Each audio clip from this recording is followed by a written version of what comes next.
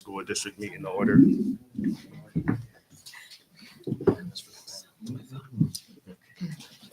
See, we have everyone in so far except for Michelle Smersky and wait a second.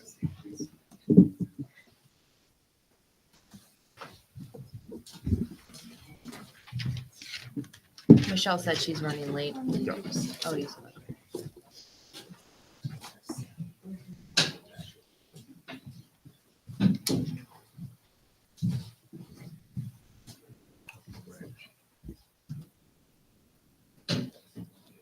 All right, let's stand up and do the Pledge of Allegiance. Allegiance to the flag of the United States of America and to the republic for which it stands, one nation, under God, indivisible, with liberty and justice for all.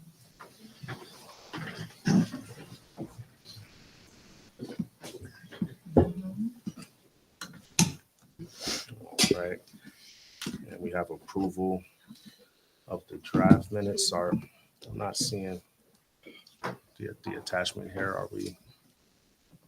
I think it's there. Okay. Are you not logged in, maybe? I'm not sure. It's not showing up on yours. Yeah, I don't know why. There's a link. Oh, there's a link. Okay. Still not hit that again. Actually, it's on mine. It's not showing up on it. Are you logged in? Yeah. Okay. All right. So it's all right. So. Hold on 1 second. You can't see it. All right. Do we have any questions on the draft minutes? That's who was here. It wasn't here. Thank you. All right, so we have Ms. O'Brien, Ms. Phillips, and Ms. Komersky wasn't here for the prior meeting.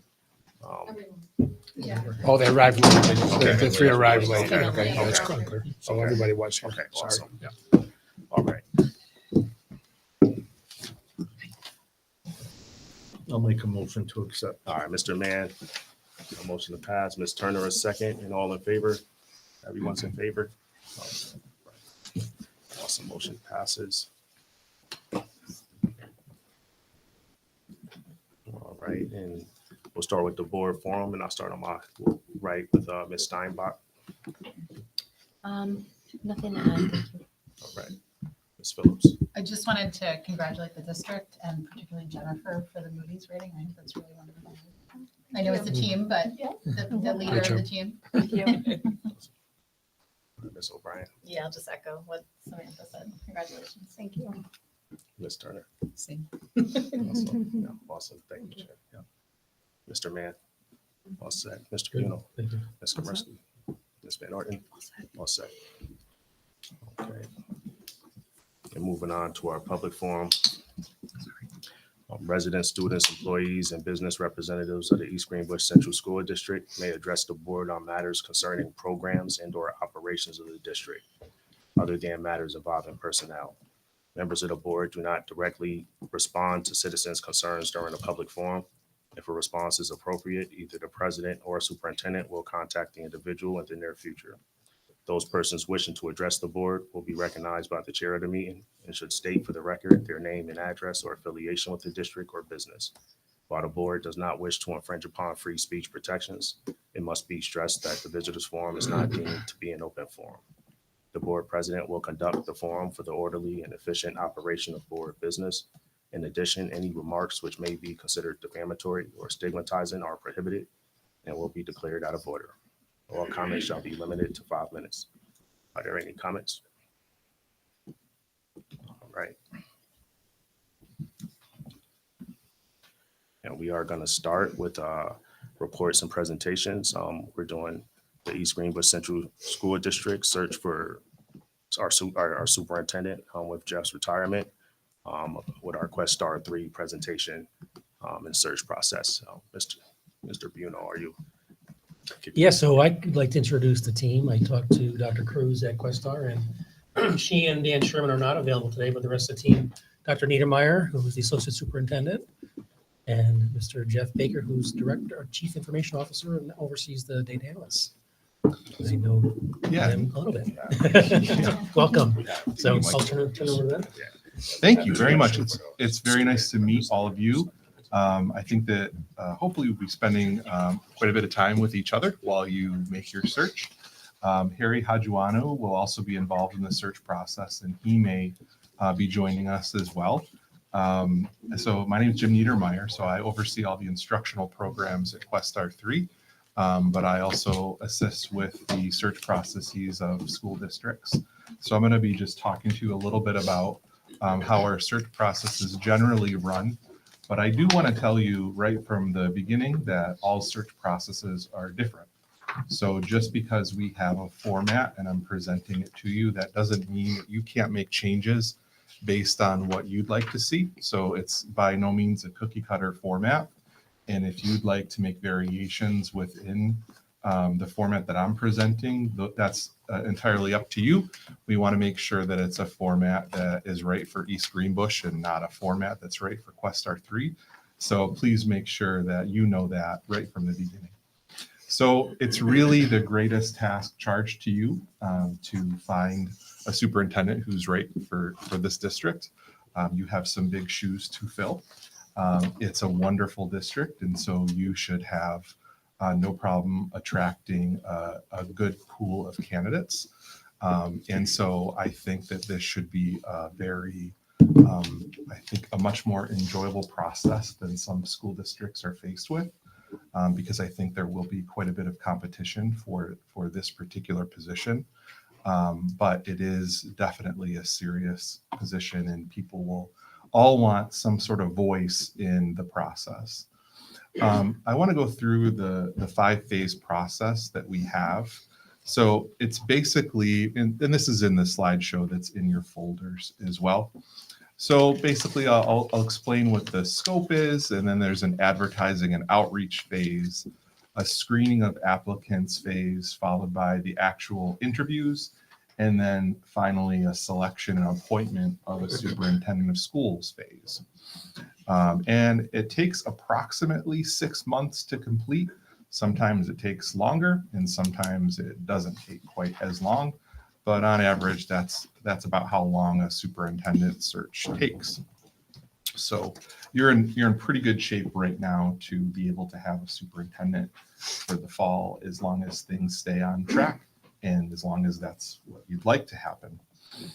So if we look at phase 1, so this is kind of the phase that we're starting in right now. This is where we're starting to think about the timeline of the search. You're probably also thinking about the salary. I know that Mr. Buno's already been given some kind of salary numbers. We also might be starting to think about how we're going to advertise for the positions.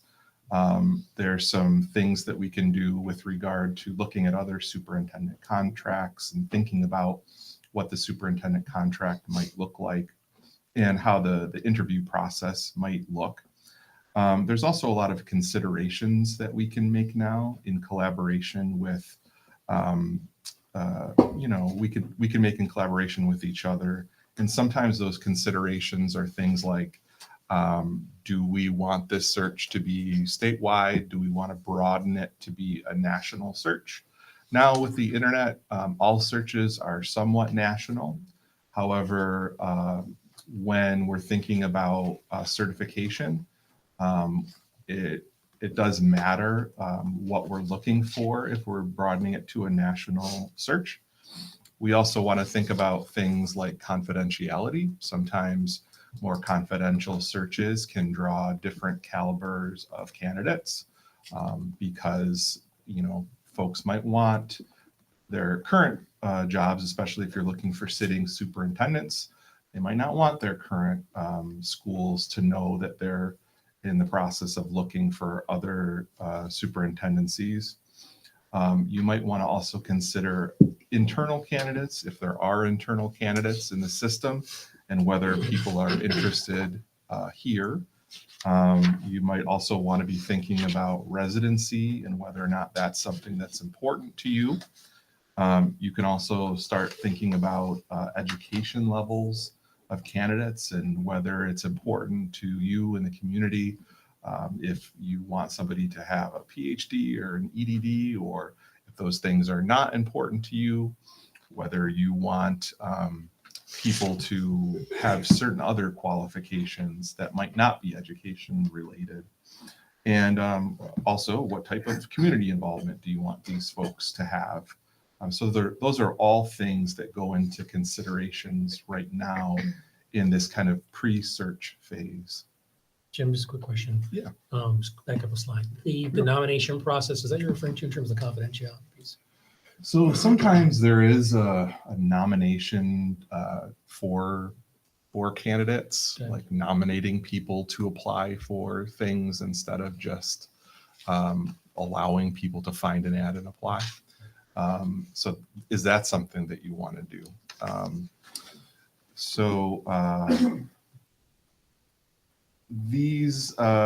These discussions, sometimes you might want to have discussions about the strengths and weaknesses of the district. What are some areas of concerns that you might have? What are some long and short-term goals that you might have for the district? What are some things that you're currently working on that you want to continue? What might some issues be right now in the district that you need to address, or some things that are really important for you to be on, to be strengths in the candidates so that they can maintain whatever initiatives you have going on here right now. What are the criteria that you want these candidates to have? Harry always says that we know that we want our ideal candidates to be able to walk on water and raise the dead, but unfortunately we don't have these candidates. And so what do we really need them to have? You also want to start thinking about who your key stakeholders are. So who will be sitting at the table when you make these decisions? Who do you want to be involved in the community? Who do you want to be involved when the staff gets a voice in this selection process? How do you want them to be involved? And do you want them to be involved in things like community forums? Do you want to take their input via surveys? In what way do you want to gather that feedback? So this is also a time when we start developing applications and brochures and ads and interview processes and picking your board liaison. But I think I'm gathering that you maybe have already picked your board liaison, which is probably a good thing because you have somebody with some expertise. So so that's the phase that we're in now, this phase one of things. So we're well within our timeline right now. Now, just curious, like phase one timeline wise, typically, like how does that run? And I'm just wondering, just across like a broad view of the timelines, like is there like a picture of what it looks like? And like I know you're given like the details of what it specifically is in that phase, and I'm just wondering, like, start to finish and duration. So it depends. If you've already made your decision that you want to use Questar 3, then we can start right away and start building your community survey. Once we've built the community survey, we can start working on all the other things at the same time. So we have templates of brochures and things like that for you to choose right away. I know that lots of those other pieces we can give to Mike, and you can start making choices really, really soon. We can put whatever kind of time limit on the survey that you want, however long you need for the community to give feedback. It's usually how long?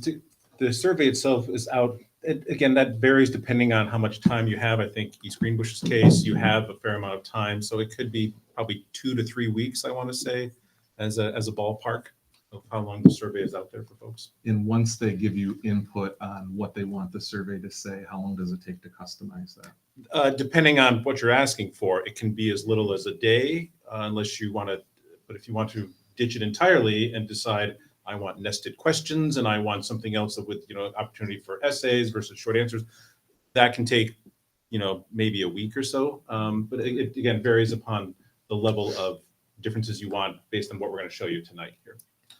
So all in between them giving you feedback and the survey being done, they can have that all wrapped up within a month. Maybe a little bit more than that, because I'm including, once the survey concludes, then it takes maybe 2 to 3 weeks to kind of generate the report and then present that to folks there.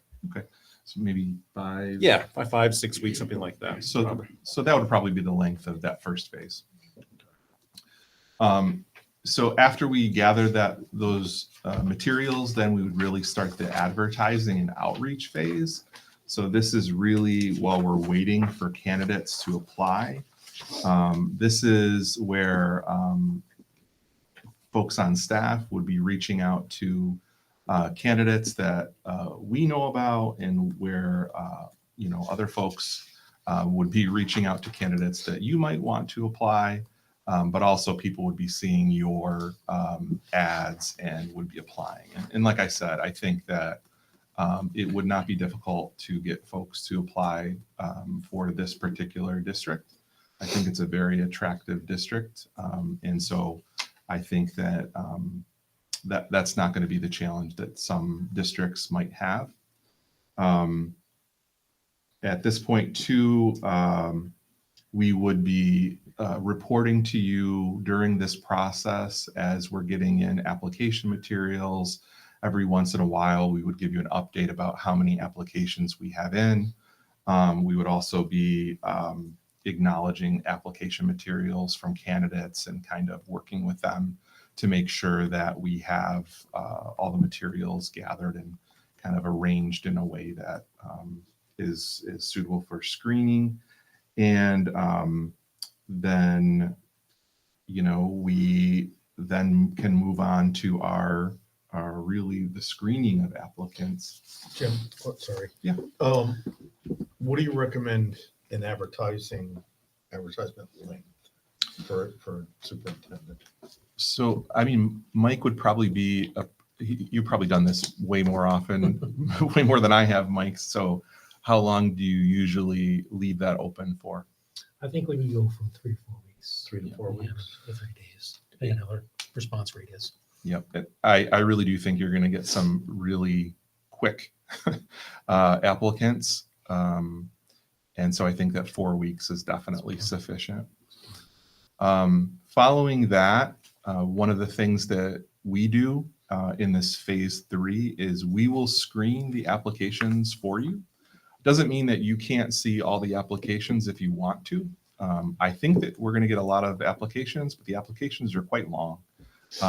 They always include a written piece, which takes quite a long time to get through. There's cover letters. There's usually letters of recommendation. Sometimes there's other pieces that candidates include, sometimes really lengthy entry plans, and other things that you might want them to include in their applications. So we'll screen the applications that the candidates provide. We have rubrics that we'll seek input on based on the criteria that you want to see from the candidates. And we'll use those tools to screen, and we'll rate the candidates. We won't rank them, but we will rate them. We actually just did this process for another school district. And we kind of double rated them to make sure that we were aligned. So 2 people rated each application just to make sure that we were aligned, and the ones that we had some discrepancy in, we rated again, just to make sure that we were really rating it with fidelity. So we take that part pretty seriously. And we really scrutinize these things, and we're really looking for folks that are going to be really good candidates for you. And so we're rating folks, and then we'll present to you the ratings that we provided candidates. And if you tell us that, well, we want to see this many candidates, or we want to see the top 10 candidates, or say you would like to see all the applicants anyway, you're more than welcome to do that too. Whatever you'd like to do with those ratings is entirely up to you, but what we're guessing is that probably not a lot of you have that much time to go through a billion applications. I might have some more time. You might have some. Mike can read them. You then have the interview process after you've selected the candidates that you'd like to interview. Typically, the board will review those application materials for the folks that you want to interview. The board will do the first round of interviews, and you really run that yourself. So we are really kind of the guide on the side of those things. We don't participate in the interviews. We won't give you, unless we're asked, we won't tell you our opinions. If you want to know our opinions, we'll certainly provide it. But we won't try to sway you one way or another. We will give you the opinions that we have about applicants during the rating process for sure. But the interviews are yours. And so you run those interviews, and then following that, you get to pick who comes back for the second round of interviews, which is usually a stakeholder round. And you can also select the stakeholder groups. Certainly that's optional according to you. If you don't want to have that stakeholder round, that's also up to you. And then typically there's a third round where you'll take the final candidates and you'll have them do some sort of presentation, and you'll select the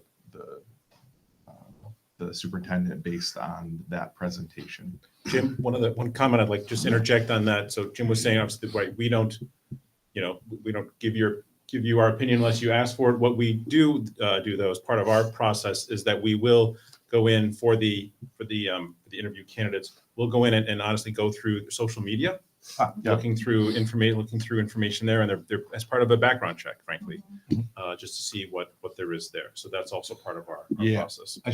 I should go back to that one. So I will say that on that screening, so part of that screening, in addition to the rating that we do, that's one of the things that we'll do. So we will vet the online presence of the candidates. Sometimes it's very quick to do some online vetting because the first thing that comes up is a troubling post, and then you know exactly what you need to know about that person. We will do some social media vetting, professional history. Keep in mind, we won't do like a in-depth background check on these folks. So we're not hiring private investigators or anything like that, but we will do kind of a general search into their online history. Thank you very much for reminding me. Quick question. So if phase one is 5 to 6 weeks, advertising and outreach, Mike, you were saying is about 30 days-ish. I'm wondering screening of applicants timeline wise, and because we're at phase 4, I'm just wondering like for each phase, just the time that we're thinking. So, like I said at the beginning, everything takes about 6 months With all flex, yeah. all told. Yeah. Yeah. Okay. So the advertising and outreach is a month. The screening of applicants, it really depends on how many applicants you get. Yeah. If you don't get that many, it's really quick. If you get a lot of applicants, it could be kind of a lengthy process. And then the interview process, the same thing. It really depends on how many you want to see. If you want to see a lot of applicants, it's going to be a lengthy process. But if you can narrow it down pretty quickly, then it'll be pretty quick. And then finally, it's the last phase is really the selection and appointment of the superintendent. And so you look at all the data that's collected, and we gather everything, and you make a decision. And so after you've made a selection, we also help with the communication of that, and help to, advise you on the dissemination of that after it's been voted on in open session. I hear you. Jesse, to your question too, one of the things I was thinking we would do with the team is kind of a backwards design of the search process. Yeah. Appointment effective, July 1st. Typical notice for superintendent would be, 60 to 90 days, depending on the contract, and then continue going backwards from there. So I think we're within that timeline. I think given the opportunities to do things that we've had in the past in terms of leadership profiles and getting a lot of that materials put together, I think we can move fairly quickly in the first few months of the new year. Thanks. Even like getting a lot of the stuff done the rest of the month, in terms of our timeline. So Awesome. Sounds good. I did want to go back to the idea that we are pleased to have this opportunity to work on your behalf. Questar does not charge for this service. The only thing that we charge for is the advertising costs and also the preparation of printed materials. Okay, so I want to be clear on that. So it's only the real costs that are generated through the advertising and the paper stuff itself. And then just to reiterate, again, this is just a template. If you would like to change things in your process, you're more than welcome to do that. We can be flexible with the process. We want it to work for you. We want to make sure that it is your process. We know that there's probably other things that you're looking for that other districts are not. And so we want to make sure that we look for the things that you want. I do want Jeff, though, to show you what the survey might look like, so he can go through those things. Sure. Thank you. Thank you, Jim. So through the magic of technology here, we'll see. So this is a sample survey we've used. This was something that we had done for a different district, and we've simply honestly just done a find and replace. As Jim had mentioned before, I think one of the recurring themes you'll notice as part of our discussion here is that it's really tailored to what your needs are. So what you're going to see here, if you want to change something, 9.5 times out of 10, that will not be a problem at all. So this is something that we would work with. We would provide the link to your communications folks, and you'd probably promote this through your newsletter or Facebook or what have you, and even to your classrooms to encourage folks to go through and complete the survey. So I'll just go through with you a little bit some of the questions. And again, these are all pretty stock standard kind of questions that we ask for most of the districts that we do this sort of service with. So this first question, we're just trying to get a sense of who's responding to the survey here. Is it a community member? Is it a parent, instructional staff, a student? One of those sorts of categories. This question here, we have structured it so that we're forcing them to answer.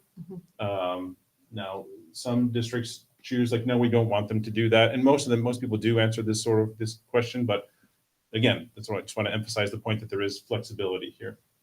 So just select one and then move forward. This question, then we ask folks to say, what are the 3 prior positions you find that would be most valuable in your next superintendent? And so these are the typical ones that we submit to folks, and they would simply check, whichever 3 that they're interested in, and if they do have something else here that they could, they could enter that here if they so choose.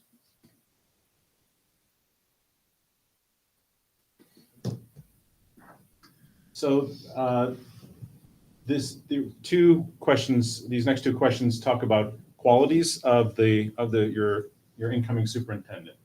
So this one here is this set of questions are talking about characteristics related to their professional experience.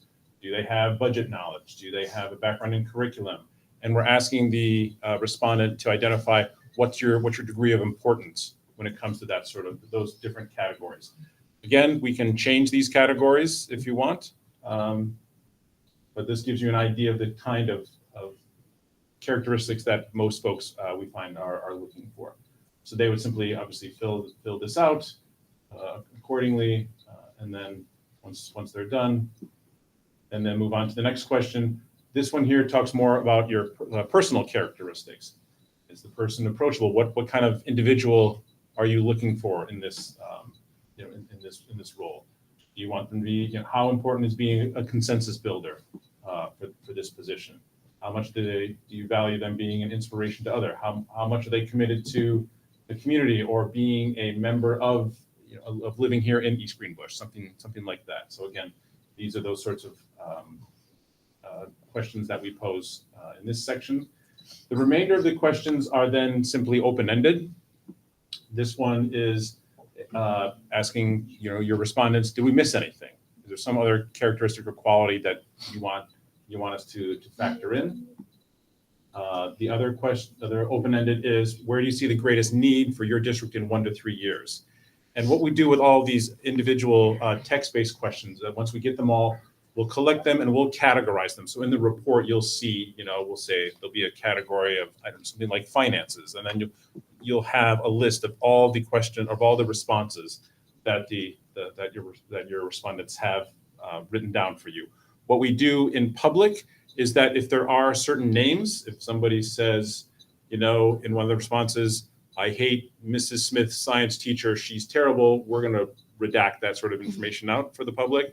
But the board will probably see that information. But again, what typically happens is that the board will present this information or put this on their website or make it publicly available at some point, the results of them. But there will be certain redactions like that. Another open-ended question is asking the community, is there a question you feel the board should ask or should pose to the prospective candidates? And then finally, is there something that we missed? Is there anything else that you want the board of ed to know? And this gives your community an opportunity sort of, to say how they feel or what and anything that we've missed, kind of a catch-all here. And that's essentially the survey. Jeff, could you? If I may, Mike. Yeah. Those questions are critical in determining the characteristics, the kind of person that you want to hire, right? So those questions are boilerplate from us, but we can customize them to your needs. Because, you have a certain culture, so you need an individual that will fit the culture, but you also need to assess where you are and what kind of skills you need in the new superintendent. For example, some districts that we do searches for, you might need somebody with a strong business background, okay? You have an excellent business department here, so and a strong business official. So maybe that's not as big of a concern for you. Maybe you need to choose different kind of skill sets to kind of balance each other. And I'll be honest with you, in the 30 years that we've been doing this, I've been involved with searches, every single board wants the same thing. They want somebody that's going to walk on water, plow the streets, and raise the dead, okay? We heard that. Yeah. You know that. So, and I say that every time. when I come about. So, but it's kind of, you need to boil it down to really what's the mission critical characteristics for this new superintendent. I mean, you are a well-run district, that's a blessing, but also, okay, where are those little improvements and little, skill sets that you might need somebody to have? And then we're going to recruit for that. I just had two questions. One, would the posting be posted before we get the results from this? Would we put the advertisement out there, or would we wait for these survey results from the community? No, wait for the survey. Yeah, I you think want the leadership typically- qualities to be developed That's what I was and has some assuming. characteristics Okay. on the advertising, the brochure. Okay, Give you an idea what you're looking for as so a we really as a need board to community. focus on this and narrow down the questions we want There's first. some parallel, I think. Yeah. I do want to say too that a lot of advertisements also include video content now too. So that might also be something that you want to include in your district. You probably already have some video content that you might want to put together, and it might be repurposed for this thing as well. Yeah, what we talked about was, because we have Mark Adam and there's a Questar support person as well, collaborating with Dan Sherman to get a lot of materials together, working together in terms of brochure, materials, the video, things we already have in district to present do a website Yeah. specific to that. Nice. And then two other components. Could you speak to in-person forums versus community online surveys? Because I know that it's kind of with use of technology, mobile, different forms we have now, Parent Square here in the district, we can get those links out pretty quickly and get responses pretty quickly. Does it help to have the forms? Is response rates pretty high in the community? And then also for the board itself, we want to probably do our own internal survey with the board members, similar to this, where we can develop those leadership characteristics as well. I mean, I know we have a lot of things from before that seem pretty similar that I'd be looking for again from, when we had the search for Mr. Simons. But is this tool effective in doing that, or should we just do something internally that? I think this tool can probably suit Adaptive. your needs, right? It's definitely adaptable to that. Just What I kinda can straightforward. do is we can certainly provide you the link to this. So I don't know if I'll give this to Eugene or to Mr. Buno or whomever there. We can provide that so that everybody can have this. Then you can play around, hit the different buttons, whatever you want, just to get a feel for it. And then once we actually publish the survey, before we publish it, we'll purge everybody's results. So you can say whatever you want, in the open-ended sort of questions there, that's fine. But yeah, I think this is probably can be tailored. My concern is having an additional surveys that we tend to, in this day and age, I feel we tend to survey people to death. I know for me, when I order anything online, it's always, well, how did you feel about this? Like, what I felt is I need my package that I ordered. I don't feel like I need any other response here. So I'm worried about that sort of thing. Certainly my sense from your community, I don't live here, but I certainly live in another suburban district. And my experience there is that you've got a pretty, I'm sure, attentive community. So I'm expecting your response rate would be pretty strong here. Which is not to say other places we've done this to. This really, people I think are itching to communicate, to have their opinions known. There's not been one district that I've had experience with this where the turnout has been what I would consider low. It's always been pretty, for lack of a better word, intense. People are again interested in telling folks how they feel and what things are going on, good or bad. Yeah, when we used to do focus groups, we didn't get that many people to attend it. Yeah. Happened These last time. online tools, I mean, you get hundreds of people that Absolutely. get surveys. You'll get absolutely. Yeah, I think the issue with the forums are that even though you get in-depth response, it's really an outsized sample from a few people, Yeah. right? Interested parties. Whereas this, it sort of Yeah. gives everybody equal weight.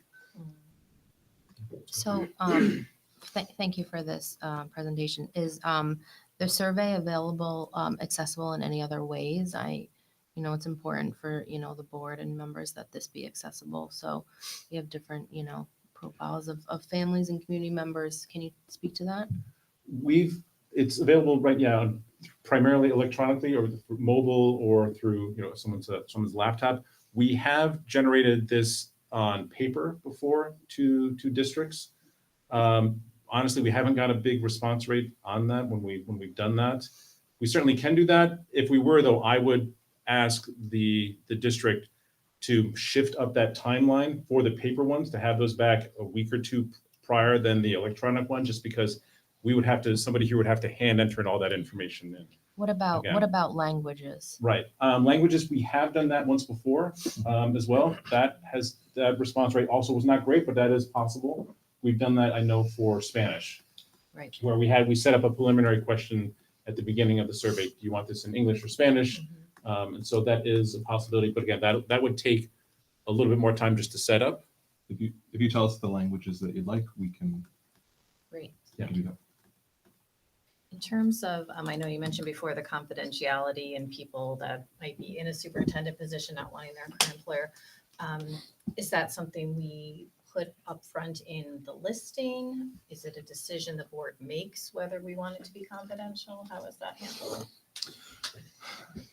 I think it's a consideration that you can make in how you conduct interviews and how open you make those processes and where you conduct the interviews. Like, having gone through a confidential process myself, you can put those interviews in a place where it's not in the public eye, at least for those opening rounds, and then you make it public at a certain point. So if that's something that you'd like to do, then we could certainly have a conversation about how we can run that. There's some folks that will only do confidential, Sure. closed interview processes. but I would say that reference checks, we don't do until the end of the Yeah. process. So, and by then, we say to people, hey, you're a finalist, you need to check your references, you better let the people that you're currently employed know. You better let them know. But obviously, they're running the risk, right? When you have stakeholders interviewing people, you have board members interviewing people, especially in public places, that's a risk that they gotta decide Sure. whether they're gonna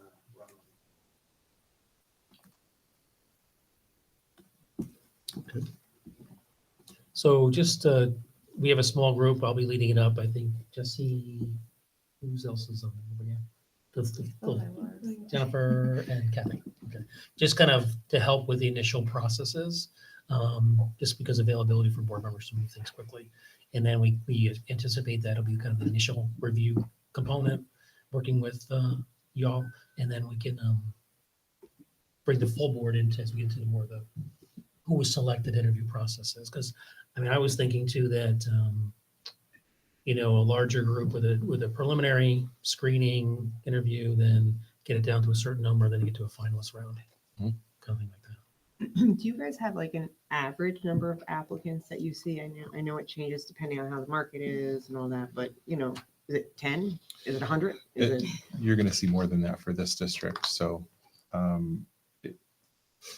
I think it depends on each situation. I think in the past, we had over 25 to plus resumes submitted, not all of them were completed, not all of them were qualified. I would agree with Jim. A district of this high caliber, you're gonna have a lot of people because you're gonna have the sitting superintendents that are in a smaller school district that are gonna end their career in larger suburban district that they're gonna be applying for this job. And then you have also some assistant superintendents or people that are in similar school districts that are ready for the next step, to move up. So I think they're gonna have an excellent pool of candidates. Like I said, people when somebody applies for a superintendency, they also look how big the pool is before they jump into it. This is a well-run district. I think they're gonna have problem recruiting for the job. I know that there's a lot of superintendent postings already out there, not only for our, Boce's district, but, across the river as well. That's why, one thing we were concerned about as a board too is not, waiting too long because, we want to be able to be competitive for, some of those folks that are putting in for these. I think I've seen like 11 superintendent positions out there. So that's also something that we're watching and want to stay focused on to get things moving and, stick to a timeline. Yeah, I think my sense though, is once Jeff announces retirement and people are waiting for this to come out. Yeah, I'm they're listening hearing tonight. We have some, similar district to us across the river that, They as well run this discussion. so. We have the best district. Fine districts across the river as well. So I just want to, stick to our timeline so that, Yep. we're, So we remain. we could probably get you those questions to customize. How do we usually do that? To customize for the survey? Yep. I think, what we'll do is we'll send this out we'll send the survey out to folks, and then I will have touch base with Dan, I think tomorrow, just to see what the process is on that. Typically, I believe there is a form, or what we've done in the past, I know, is to have the board kind of complete what are the characteristics you would like to see, and then there's some sort of discussion with the board about which professional and personal characteristics they want. And if they're not captured up here, then we can certainly do that. So there may be some back and forth a little bit in terms of the survey design, which is all, again, part of the process. And I know that Dan will have a timeline built pretty quickly Yes. too. And if, as long as you stick to the timeline, then we will too. And we can make sure things go off without a hitch. Awesome. I would say this though, if the board thinks and debates, the professional and personal characteristics of this superintendent, you do the work at the front end, kind of clearly identify who you're looking for. It's gonna make the rest of the process much easier because we talked about rating versus ranking, right? So once we get all those applications in, what we're gonna rate these candidates against is those characteristics. We literally build up a matrix of the various qualities that you're looking in this individual, and we rate their resume, their essays, what they bring to the table against what you feel is mission critical, what you think this person needs to have. And that's how we rate those people. So, and some are gonna float to the top. So that's gonna make easier the selection of the people to interview and then go from there. So working at the front end is gonna save a lot of time and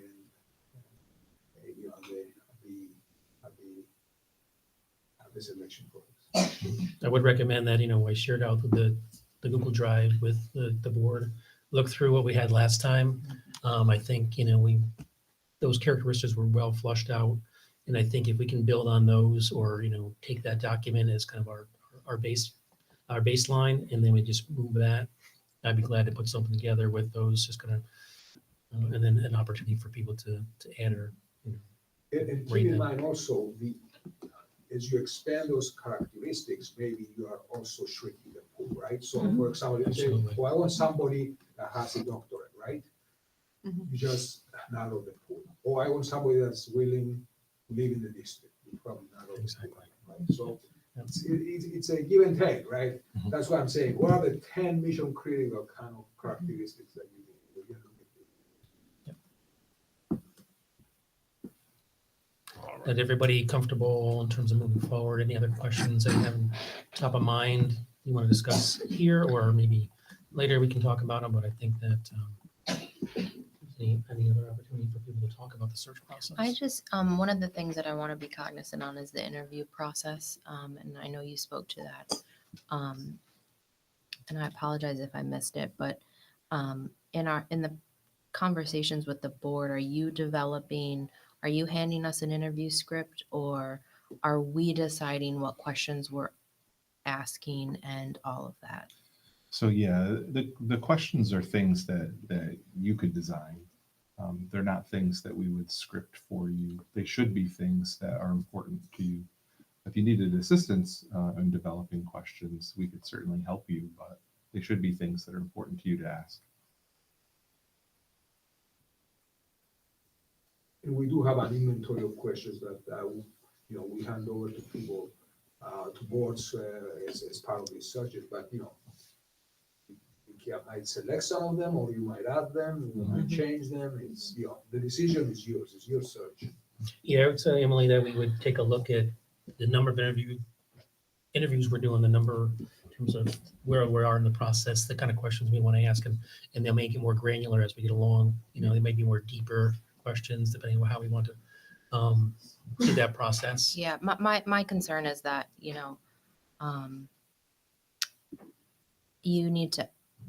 you need to be able to, evaluate the candidates post-interview. And so having a script, I feel like, is crucial. Otherwise, you're asking different people different things, and Oh, absolutely. you We'll have a lead to separate different- set of questions. and you have to have also a mix of, I think, tell us about your experience, and also hypotheticals. What would you do? Those, we're really looking at, Situation trying to behavior. understand the person, how they would, be a leader, what their, thought processes, things like that. And so I, feel like, there's certain questions you ask certain candidates or certain folks, and you don't ask other ones. I think it's one of the critical things to me that I would feel like is most important for us, and understanding Mhm. that process. Everyone walk into the room feeling like they are comfortable and understanding is so. If that's something that we have to do on our own, then that, I would like that conversation. at some point to happen between the board. Yeah, I think we have like a pre-meeting ahead and we say, okay, here's the questions, here's your questions, here's your questions, you know, and we kind of go through it and then score, because you do need to have those notes as well. They're all Right, gonna and blend then together. someone has to like go back and Yeah. tabulate all those notes and then Sure. synthesize it. And Yeah, so we've if been through a lot. that's what we're doing, then we just have to be clear that that is. In my background too, working with internally here, Questar, the behavior-based, scenario-based questions, you know, the rubric for how you're going to, you know, rank and rate your candidates, so to speak, or rate and rank. And then really understanding the questions and what you're looking for in a responsiveness, so that we have, you know, reliability amongst everybody. We'll have their differences because we come from different perspectives and backgrounds, but the consistency of where you are, you know, when we come in together, we'll see kind of things start falling in a certain pattern based on our beliefs, and we'll have those. There'll be some deep discussions about those too. I'm just curious, the tabulation and the questions, like, are they not going to be vetted as they get compiled by our HR function? Or like, 'cause I would imagine that like there has to be like a structure and formality to questions that we ask, a standardization, right? Like where even once we come up with it, we vet that these are allowable questions. Like, I think there's questions you can't ask in an interview, Oh, right? absolutely. You know, and you have to be consistent across. So I'm just wondering, like, how does that process look as a district function? You know, is that housed by the board, or is that gonna be, I think it's going to be collaborative, again, what we said here Okay. with the consultant and the board. okay, The question bank, so to speak, will be Yeah. narrowed down, and then based on those questions, we'll be able to kind of give our thoughts and have notes, and then have like a scale perhaps. okay. In the past, we provided boards with Yeah. kind of, you know, questions you can ask and questions you cannot Yeah, ask. we'll- So, but you've got an expert right here on the Yeah, board. yeah, for sure. Yeah. And it's several phases off right now. So first phase, Absolutely. one step at a time. Absolutely. Actually get a name first. That That's would right. And we do, when, for example, if we choose to have like stakeholder interviews also, you know, we do meet with them and we go through, you know, other than providing the inventory of questions that we have, we do also explain to them what are some of the questions that they can ask and what are the questions that they cannot, what are legal questions, and, you know, maybe a question that you cannot ask on our first interview, it's okay to ask once you're ready to hire somebody, right? So, you know, we have developed all that. We have been doing all those things. Yeah, one tool we had too was like a bias in hiring video, things like that for people who are not used to interviewing as much, especially given the caliber of the level of position we're hiring for. It's important to kind of be able to kind of take a step back and be neutral, you know, in that process. And we can share that materials out, I'm sure. With, so why don't you send me the link? Is that okay with the survey pieces? Absolutely. Yep. And I'll start looking at that and then share these out with the board and that kind of process. Like I said, we have developed our own kind of focus superintendent search drive for us to share as a board, so we can have materials to put together as a repository. Thank you very much. Thank you. Thank you. I apologize for getting lost.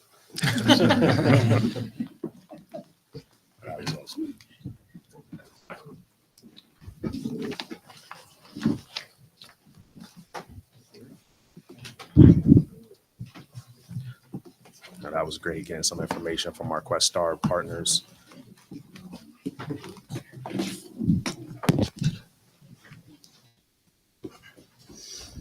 Moving on to our East Greenbush Central School District communication chain, Mr. Simons. Yeah, so the board provided some feedback at the last meeting regarding a recommendation that came from the board through the school boards convention, who to contact format.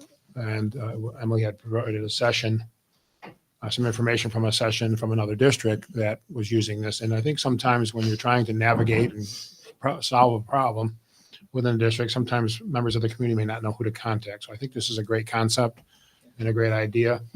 We got some feedback on it the last time and we made those changes.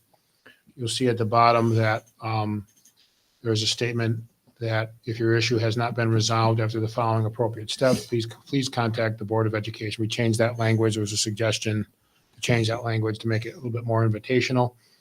And then you can email the board. It's listed that the board is included within that email, the superintendent and the central administration, or if you prefer, you can email the board officers at boeofficers@egcsd.org. And that website for that link is already set up. Not active, but it is set up. And procedurally, the board had a discussion about making sure that the email would be forwarded to the full board and the superintendent. And when we have our procedures meeting, we'll make sure that it's in our new operating procedures as well. So the other issue that was brought back in terms of feedback was to personalize it a little bit to each school and add the names. So Mr. Adam is working on a separate webpage for each school. That'll be like an FAQ about the school and then a similar version of this on each of those web pages, but it's just not developed as of this point. So if the board is comfortable with this or has any further changes, we want to discuss them and then we'd like to go live with it.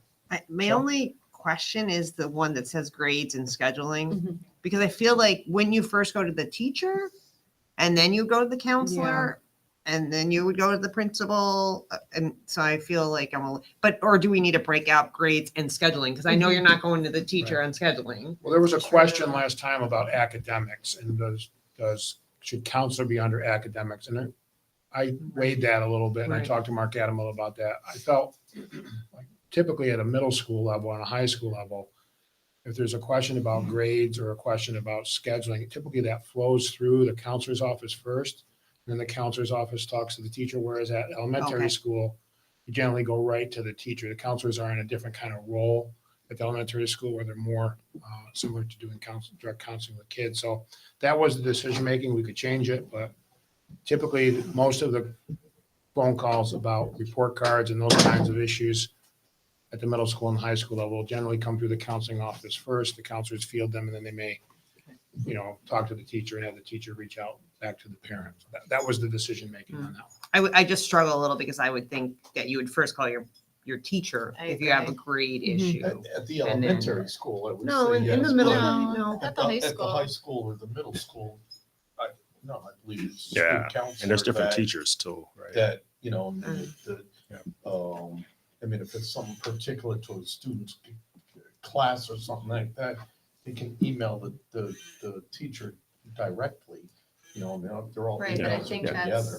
that's the distinction. I think if there is a particular problem in a social People are studies gonna do what they class. want to do regardless of what. Right.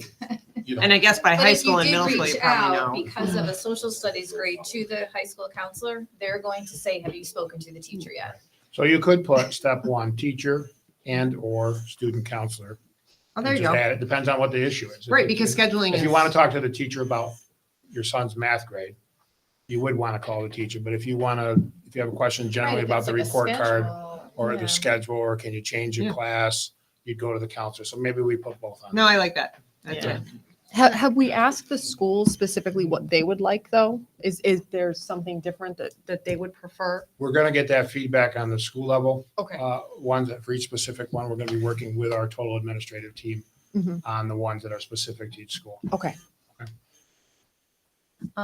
One comment here. Every one except employment ends with the superintendent.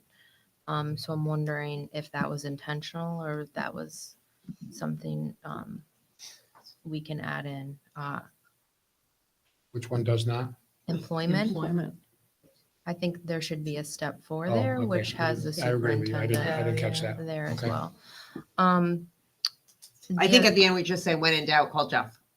Does that work? And then Well, we take the wanted rest to out. move through Well, the the chain. point, right, the point first. is this exactly, and I do think people will do what they want, whatever they feel, maybe they will know this and choose to disregard it, or maybe they just are not fully informed.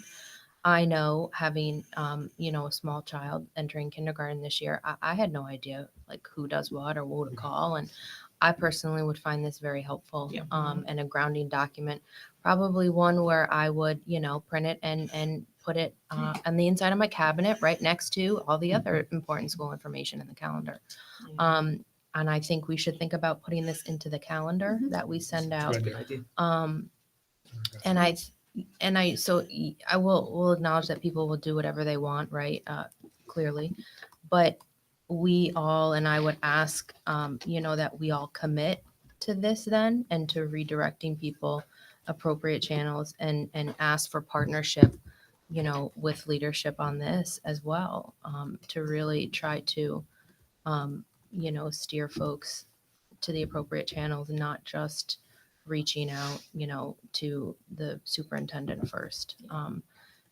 And, maybe that will be successful. Maybe it will take us a time, but if we all commit to that, then it will have a chance of being successful. If we say people are going to do whatever they want regardless, then something like this will never be successful. So thanks. So the changes we're going to make, we're going to add superintendent of schools under employment, and under grades and scheduling, we're going to put teacher and or student council, school counselor. And then we'll go live with this. I appreciate everybody's feedback and I appreciate the idea. Thank you. Thank you. All right, moving on to the Columbia High School proposed international field trip request. Yes, our teachers from Columbia High School, Greg Tarkos, who is a living environment, correct, teacher, and Dan Wagner, who's a social studies teacher, had a very successful experience taking students to Costa Rica. They brought forward a proposal earlier this year to bring students to Japan, which will be occurring over the spring break. And they are proposing some additional trips and trying to stage these trips over the next few years to communicate as much as they can to provide students and families as much information as possible. So they're not looking for you to vote on approval tonight. Structured this the same way that I did the last time. There's been some questions and discussions regarding these types of international field trips that the board has wanted to have opportunities to talk about. But they're here to talk about these proposals and maybe give us an update on how things are going with the kids registered for the Japan trip. If you guys want to come up, and that'd be great.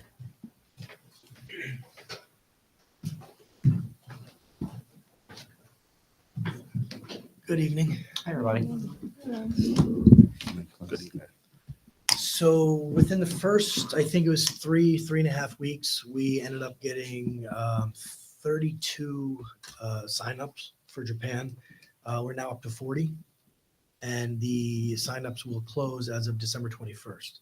So I think we may get one more, but as of this point, we're going to be traveling with 40 or 41 people. Was that the expected? What was your expected number? I was thinking around 32. Yeah, it's more than we thought. It's more than we thought we would have. When I went to Costa Rica, it was 32 students with five adults. So this is going to be an additional adult and about 5 or 6 more students. So one of the concerns that our board always prioritizes is making sure, and I do, making sure that all students have an opportunity and have access to our programs. These trips are expensive, and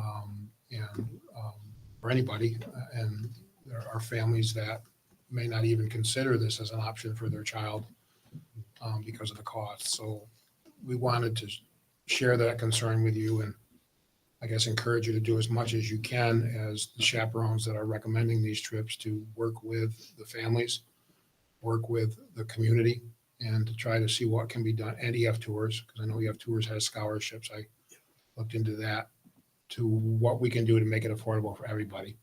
And how can we make it a process where everybody knows about it, everybody has a chance to sign up for it. And then if they have questions, they can go to somebody and say, you know what, I'd really like to do this. This is a lifetime opportunity for me, but my family just can't even think about something like this. Are there any resources out there to help me? Yeah, so that's one of the reasons why I proposed these trips so far in advance. I mean, the proposal I have is for Iceland in 2029, just to give students, to give parents the opportunities to say, listen, I really want to do this. I've got 4 years. And then we can come up with ways of fundraising. They can get, part-time after school jobs. They can start saving up. I just think the sooner we announce these things, the sooner they learn of these opportunities, it's just going to give them that much more time to save up.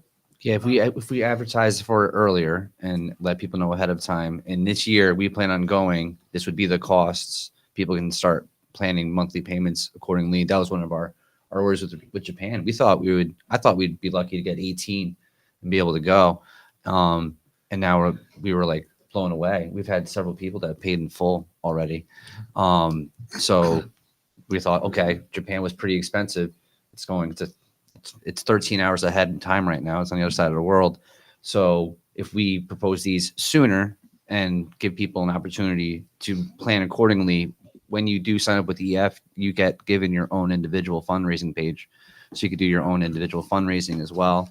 It's kind of like, it's like a GoFundMe for your trip that you can do yourself, and families can contribute, friends, online. The other thing I looked into, which I didn't fully understand, is that there is a scholarship application process. It's coming around here. About $1,000. I think it's Global Citizen or Global Traveler Mhm. Scholarship.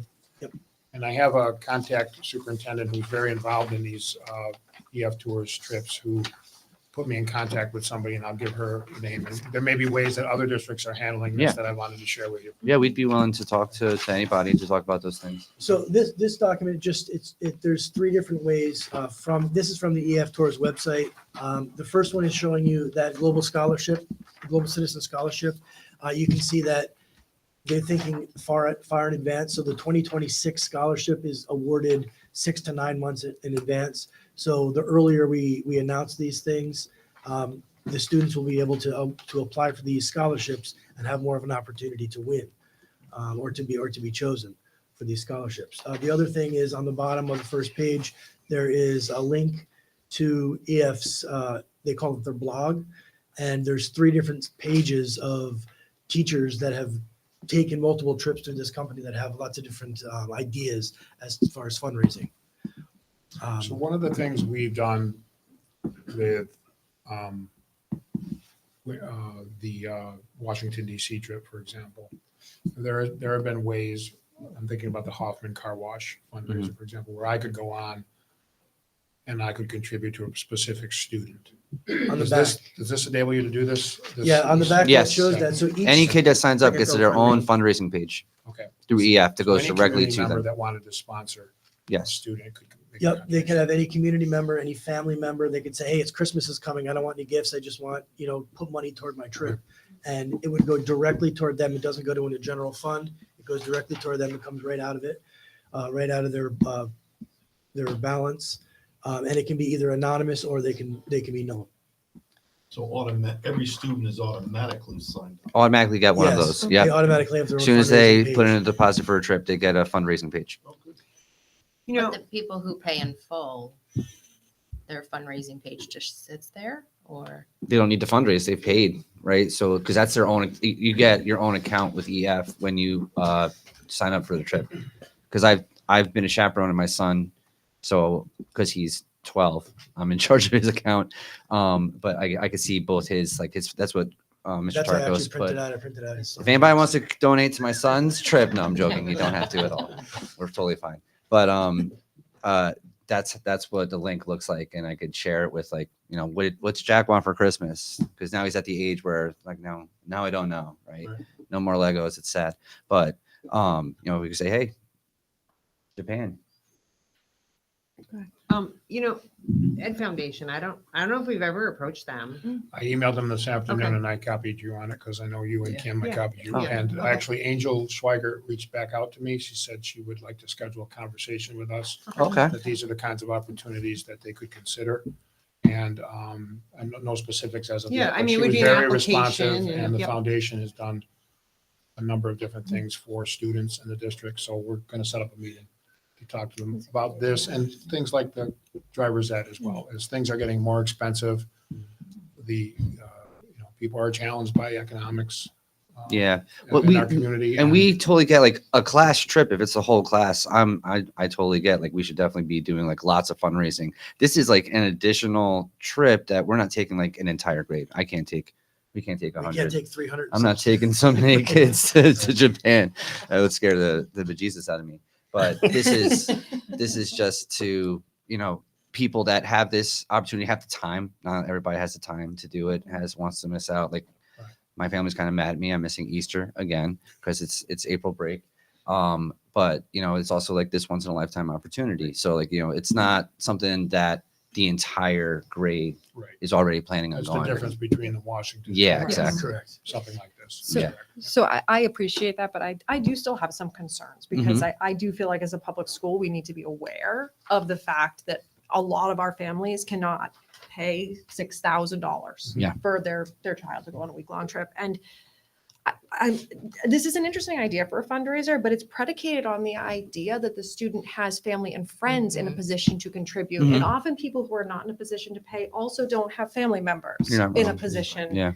to pay. So I'm just wondering about, you know, opportunities that aren't just, you know, with the Washington DC trip, which is a much lower price point, you know, we Yeah. have these organized fundraisers and everything. And, you know, like with the scholarship, like how many scholarships do they give out? Like what is the realistic possibility that one of our students receives one versus it's one to the Have we entire ever- country? have we Like I'm just ever curious. Applied or? No, well, this is our second trip. This Japan trip's our second trip. So Costa Rica was very, very successful. And then we're like, okay, we'll see Japan. And then we were a little worried because we felt like we got a little bit of a later start. Because again, part of the appeal for families that can't afford, and I get what you're saying, Ms. Van Orden, is the, you know, we could break down to monthly payments, right? Then it seems more manageable. But now that Japan like filled up so incredibly fast, we, you know, over the summer, also it's just like he keeps texting me another one. We're like, okay, well now if we could plan out longer to give people that long range planning, I totally agree. Like I'd be about fundraising, but we met with Miss Mulligan about fundraising. We'd have to form a club. We have to go through it. It's going to be many steps, and we're willing to do it, but we have to talk and work things out for that because we have to then make sure it's all on the up and up. Right. Kind of like what Ms. Steinbeck's saying, like, you know, some people pay in full. Then what do we do? Do we reimburse them money? It's a whole, it becomes this whole big beast. Catherine, I reached out and I don't want to communicate that I have any knowledge of any commitment that the foundation would make.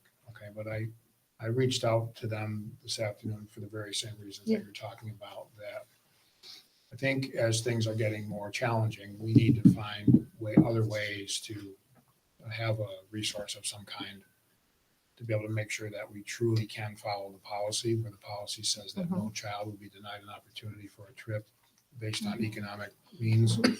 So no one organization, I think, could possibly fund all kids that want to go. Yeah. Okay, and it's a management issue. You wouldn't possibly be able to take 300 kids to go. This Japan. trip, But you do have to have a safety net of some kind for those kids that aren't connected to resources. So what are those? So that was really the question I was asking. Okay, can the foundation or other community organizations? So when I was thinking about the driver's ed, there were 5 kids over the last 3 years that went through a process and were able to get funding for driver's ed through a foundation. I thought, well, maybe there's ways that we can explore. And the other thing is there are parameters on what district monies can be spent for these kinds of things as well. They have to be for all kids. Yeah. They have to be curriculum based. They have to be, a board has to be involved in it. It has to be a district-wide thing. So there are some ways that we can explore to have more funding available for these kinds of activities, but also the district can't fund these kinds of things from a financial standpoint and also from a legal standpoint unless we change the way we do them. Right. So I got a couple of different like views on this, and I definitely do have like the equity concern. I'd say like so for me, like I got a couple of different views. So on the equity side, it's like there is the practical side where, you know, I don't believe that, you know, we could reach every student as Mr. Simons just got done saying with the field trip. You know, and also I think when thinking about equity as a district, right? You know, equity is a recognition that, you know, systems, you know, aren't designed to be equitable. So they need intentional policy to kind of balance the playing field. And the reality is we can't make everything equitable overnight, right? So one of my questions is field trips the target, right? When we think in equity considerations, is that what moves the dial the most, right? That's one of the things that I ask myself, you know, and when we're thinking equity, where should we target? You know, is you know, so that's one of the things I think about. You know, one thing, you know, I also think about is the education component, you know, that, you know, end of the day, this field trip is focused on, should be focused on, you know, building the academics, right? And so one of the things, so when I'm looking at the proposal, I would love to see, because here's the thing, you know, I think, right, like, and what I would ask is, you know, are the teachers paid during the trip? And the reason why reason why I would ask is that, you know, because as a district, you know, we want to be funding educational academic opportunities, right? Not vacations, you know, so to kind of highlight, you know, that this is an academic experience. So in my mind, I think if we got 30, 40 kids learning about the world, cultures, right, like that is integrated into their academic experience, right, I think is great for those kids, right? And I would never want to take that away from them, you know, as we look for ways to be more equitable, right? And but that's the thing, and I also worry about, you know, when we think about student centeredness, you know, one thing that kind of sometimes I think we get around, you know, we talk about sometimes I love to hear what do kids think, right? Like where are they at? Because when I was a kid, I personally might not want a scholarship. I might not even want to be in a position to ask to want to go, even though I might want to go. Yeah. Right. And I think honestly, sometimes, you know, we get stuck in communicating our personal values of how we see as adults. I think I just would love to see it be more student centered. You know, where are they at? How are they feeling? What, you know, do they want to go? Some students might say, I don't even want to go. I wouldn't want the time away. I might not be social, you know. So I think just having those concepts in mind for me would be a lot more meaningful. But those are just my thoughts around it. I would just say, when it comes to the education aspect of it, I can't believe how much we learned going to Costa Rica. Yeah. The amount of knowledge that was imparted on us on a daily basis was almost too much by the end. Like we're just, our tour guide was amazing. They did the most amazing job. I couldn't believe every aspect. I'm a documentarian and I filmed so much of it, and I'm starting to rewatch some of what I made, little movies out of it. I made that short clip, right? And I struggled to make that only be like, I tried to make it be under 10 minutes and it didn't work. So I have hours of footage. So I have Becky, our tour guide, just talking about so much detail of the provinces and the languages and the culture. And so I was blown away. And that's why I'm really excited to see how Japan is. I've seen a lot of good reviews of the trips, but that's their main focus of this program. And they have even like special like STEM focused programs. Like you can work on a farm, like you could do lots of things. There's one trip that we're seeing what it's going to be like in Ecuador to go to the Galapagos Islands and learn about evolution, and that's where Darwin went. So like the education aspect, Mr. Temple is fully there as educators, like, and we make sure of that too. So that's definitely happening. And I'll let you know that's definitely no, happening. I totally believe it. And when I say that, I literally just mean in a presentation of the documents, kind of pulled out to express I get you. and tell everyone like, hey, this is academic focused, right? Yes, I did have to go Yeah. kind of off on the kids at one point in Costa Rica to be like, you represent East Greenbush, you represent our school, you're here to learn, because it was like the 6th day of the trip, and I think they were kind of on each other's nerves. And our tour guide was Policy does require it to be an Yes. academic experience. Yeah. It does say something about students coming back and reporting Reporting on their out. experience. So maybe that's something we could set up as a Yeah, mechanism. definitely. Certainly you guys Definitely. I would love that. Yeah. Love that. Have the kids come to a board meeting and reflect on. We what could they even learned have in some of the kids that formal went to Costa Rica, if you want, Yeah. come in and talk about it, because we have 2 kids that went to Costa Rica coming to Japan as well. Because they I would even love to hear about a prep program pre-going of what to expect, right? Differences and well, we you know, like meet. history. We have I hold we have 3 meetings yeah. for the parents Okay. and the kids. Yeah. I've already held one, and I'm going to do another one in beginning of March, and then another one at the very beginning of April, right before we leave. He puts together a whole slideshow, what to wear. We work out like what should you pack, what should you. We're talking about packing cubes. Packing cubes are a godsend.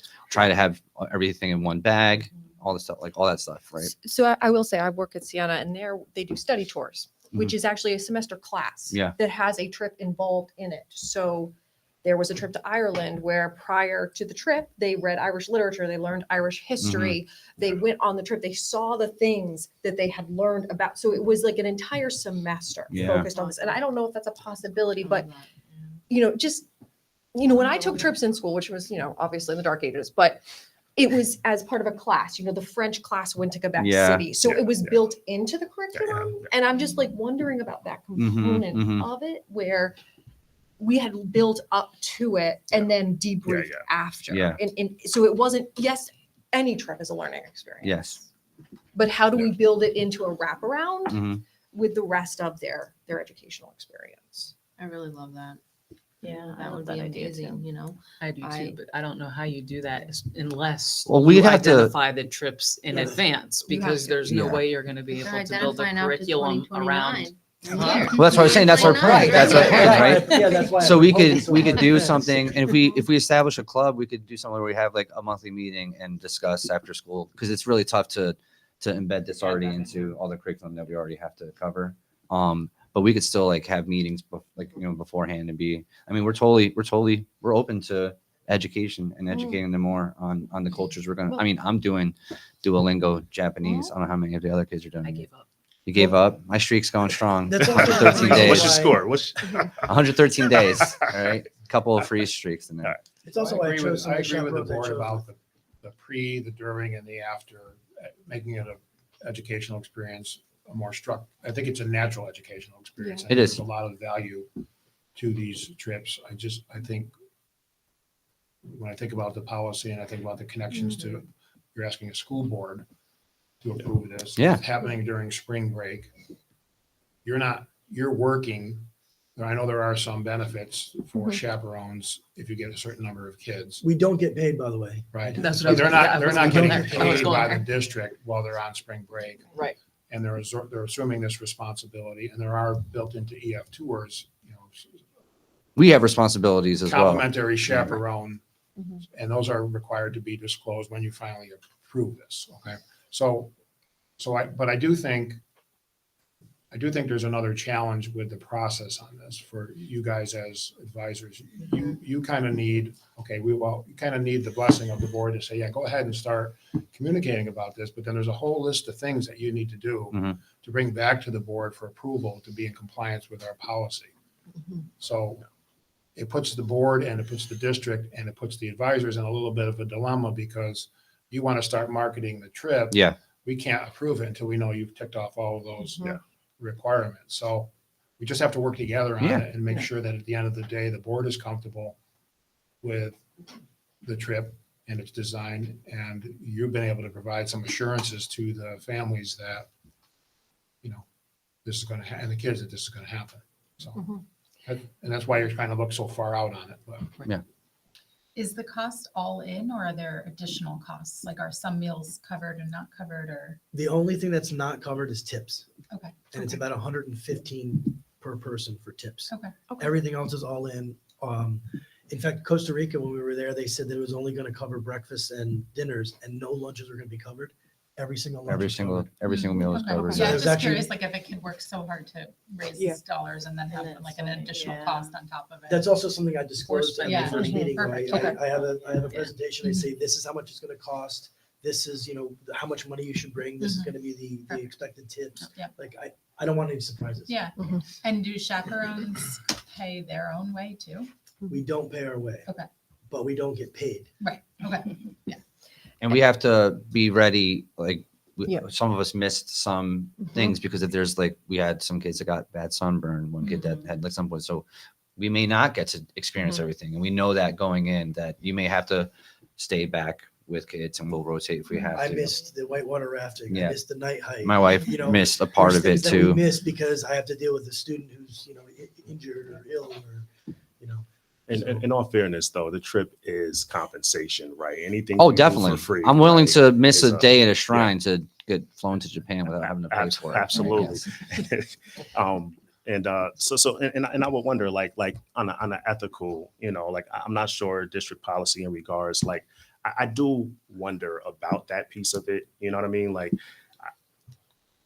I do wonder about that piece of it. Like is there anything there that could create a challenge for the district or ethics or policy? And that's kind of for me, like the free trip part is kind of like The the district district does not- policy the says they have to district- disclose. Okay. They have to Okay. disclose that they are receiving. Yeah. these complimentary trips, and they're not receiving them from the district. The Right. district's taxpayers' money is not going right. towards Yeah. their account. It's coming from EF Tours, and it's built into the cost of the package of the trip for the kids. But not really EF Tours, right? It's coming from the accumulation of funds From the kids. you know what I'm Yes. saying? Yes, it is. Yeah. And then why these particular trips? Like why South Africa?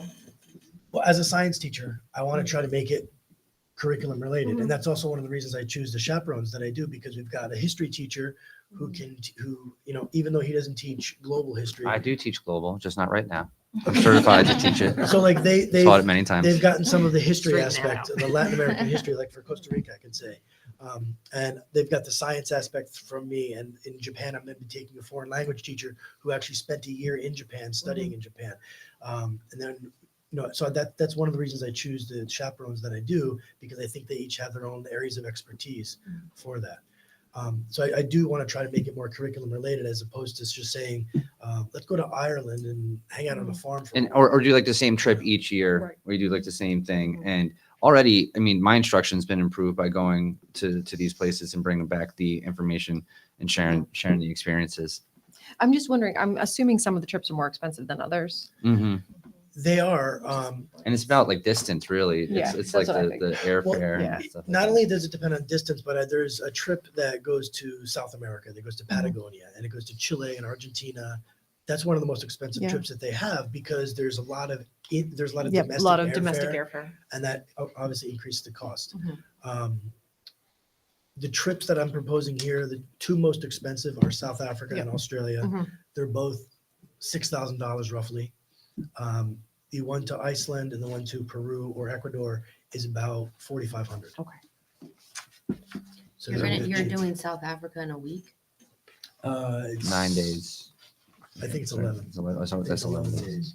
It takes 2 days to get there. Yeah. Oh, I know. Yeah. You've been?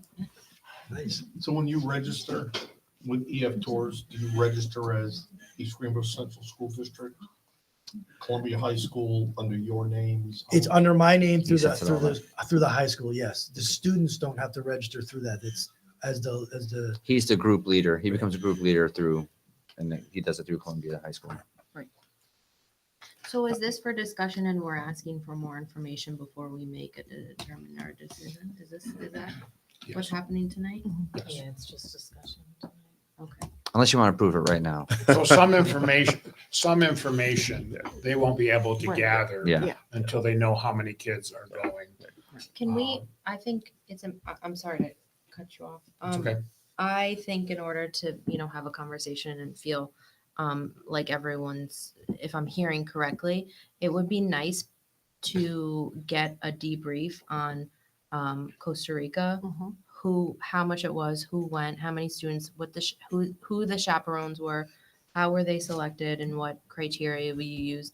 And then, going forward, I would be interested in hearing ideas for fundraising / possibly allowing a slot for someone who, is in a position where they cannot fundraise or afford it. And I'm not saying we have to agree with that, but it would be nice if we could maybe, I'm hearing it's a concern, so perhaps we could, charge you folks to think about that and to propose ways, the scholarship obviously is one, fundraising is one. Yeah, that link Other there gives you things. 3 pages of different ideas for fundraising.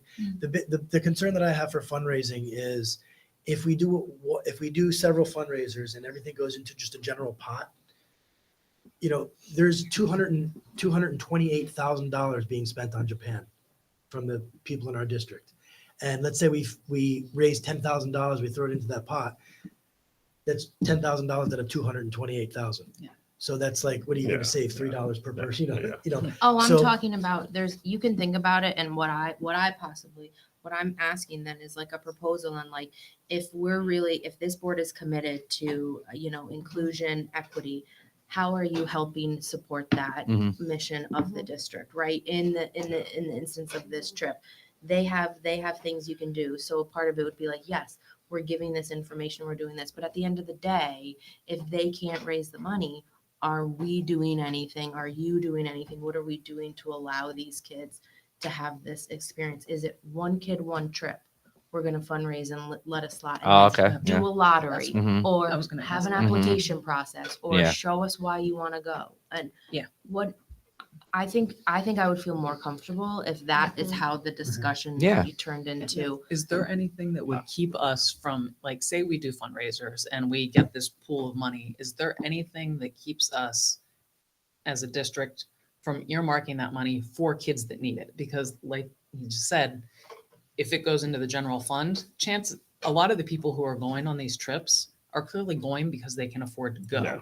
So the fundraising, in my opinion, shouldn't go to help those people. It Yeah, should be I agree. earmarked I for the agree. kids Right. who can't afford it. That's My really vision not of how the equity involving the works. foundation was similar to what you're talking about, which was, again, I haven't talked to them about all, but that, they have people they have kids that send letters in right now for summer enrichment programs. Right. Mhm. So my vision of that was, okay, well, if the foundation was agreeable, we would identify some kids that, geez, you really ought to go on this. And we would steer them towards, encourage them to do that kind of an application process, and that those monies would be earmarked by the foundation, which we don't control. I just There want are to some, put, there I are want a to put, series of issues with it if we We start need to putting establish together a fund in the criteria, district eligibility. for It can't be for this district. purpose. It's really not a club. Mhm. You'd have the expense of appointing a club advisor by contract. There's there's already some challenges that Jennifer could probably speak of regarding these, how we're supposed to account for these funds. So Yeah. I think I it's, just think I am so sorry to cut you off. I just feel like if we could just charge the advisors with thinking about this and bringing back possible solutions, that would be great. I feel like we could sit here and speculate and talk about what foundations we could use or how we could move money. But really, I think we need to charge, the folks who are interested in providing this opportunity that right.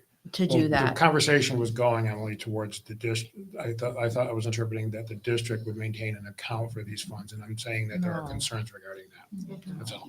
and then can I just I just want to put the foundation hat on. It can't be need-based. So, the foundation does not give awards on need-based. I sat on the foundation for a long time. So if we choose to do that, it's going to have to be a different route that we'll have to talk Right. with. And that would be a process we'd have to figure out. But that was just my idea. Yeah.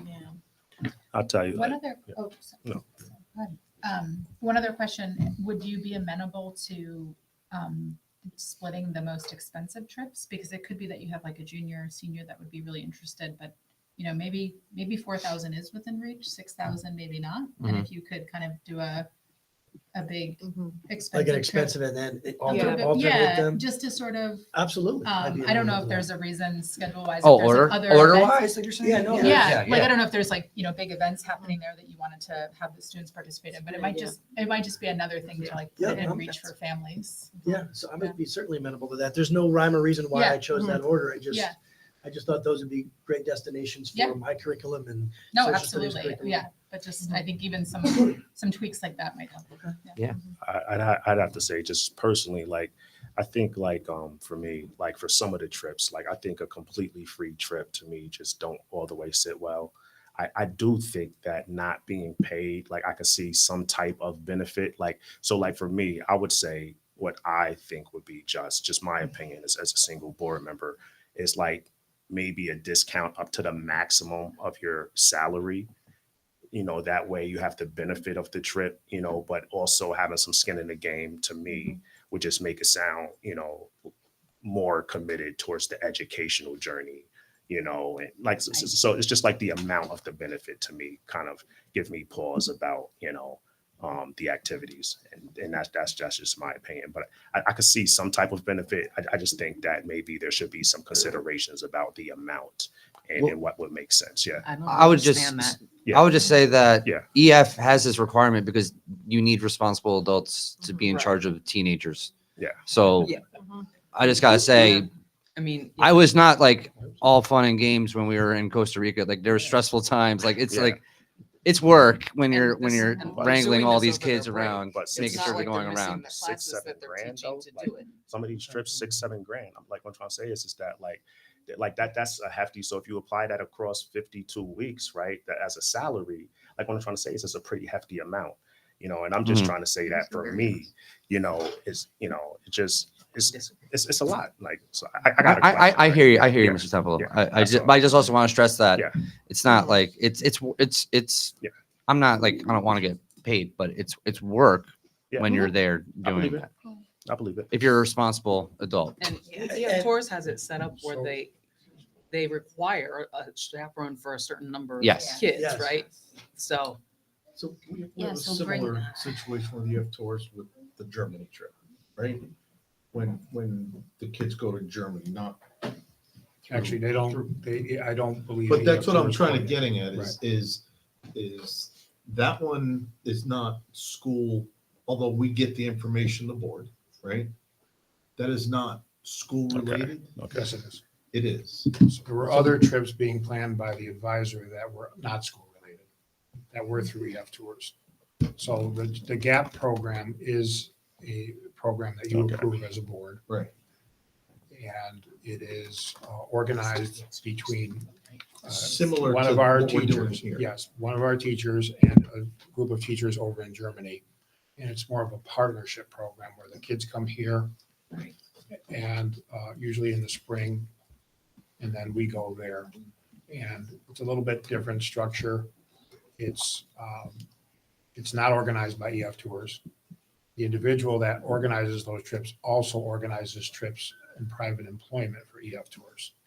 So we do a different travel agency, right? Blue Sky Travel, I think, has been used in the past and other online. So it's that's not, why I asked the right. question of, is this East Greenbush Central School District related? yes, Or is this It has just to be, yeah. employees of Be a the board district issue. and students of the district going during break? no, this is a This school is- sponsored trip. School sponsored trip. You know, but. This but is why we're just- here talking to you. But just back to school that, sponsored, but the school doesn't put any money toward it. No. No. just, Yeah, and we just don't- back to Not that, it financially feels like sponsored. we're Right. making them come, we need to make the other people come then too. I feel like, you know, if Germany is the same scenario, I don't ever remember seeing a presentation on Germany, so I'm just, you know, we need to be Right, equal. and actually, I on just that. asked that teacher to provide a presentation and he actually sent it to me. There you go. Yeah. I mean, but this also goes to some of the work that's being done in preparation. And I can tell you, I spent over 100 hours Yeah. on the phone with EF Tours, planning these trips and emailing and talking to people. So, Sure. you know, you mentioned having skin in the game. Yeah, there's- As the teacher in charge, I consider it an awesome responsibility and I don't take it lightly. I don't, you know, taking 40 students on the other end of the earth, that to me is just a really awesome responsibility that I don't take lightly. And so I work really hard to make sure the kids are safe and that the itinerary is carried out.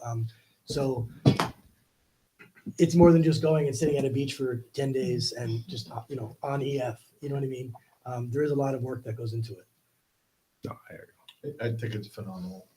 I do, opportunity for the kids to be able to do this. And, you know, I appreciate all the work that's put into it to offer the opportunity for our district students to go that. So I support it. Well, totally. thank you. And obviously, my daughter did go to Costa Rica and she had an amazing experience and it was educational and I appreciate it too. I would like to know sooner in advance because I don't want fundraising, but I need to save too. So, Yeah, Yeah. exactly. So kind of like I That's- want, That I was want the- us that to was be the able idea. to do, you know, to make a decision on this sooner than later so people can Mm-hmm. save over the next 3-4 years. Exactly. You I Even agree. if it's not something that they can sign up for right now, because 2029, the trips, you can't Right. sign up for that. Right. But if they know in the back of their head that we're going and this is going to be the approximate price, they have now 4 years to start Correct. saving up for that. thing. Right. And- And commit your child to it.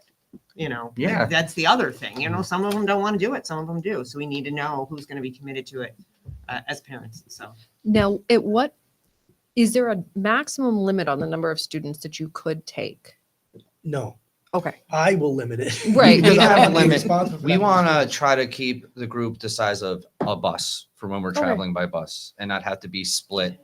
Mhm. What if something happens to one bus? What if there's traffic? What if like the what ifs is what we're Mhm. constantly worried about? And on not the only trip. bus, but same flight. Yeah. Because That I was, talked that to was some- painful, right? Yeah. Yeah. I have talked to other group leaders from EF that have taken over 100 students, and they're on 3 or 4 different flights, and logistically, it's terrible.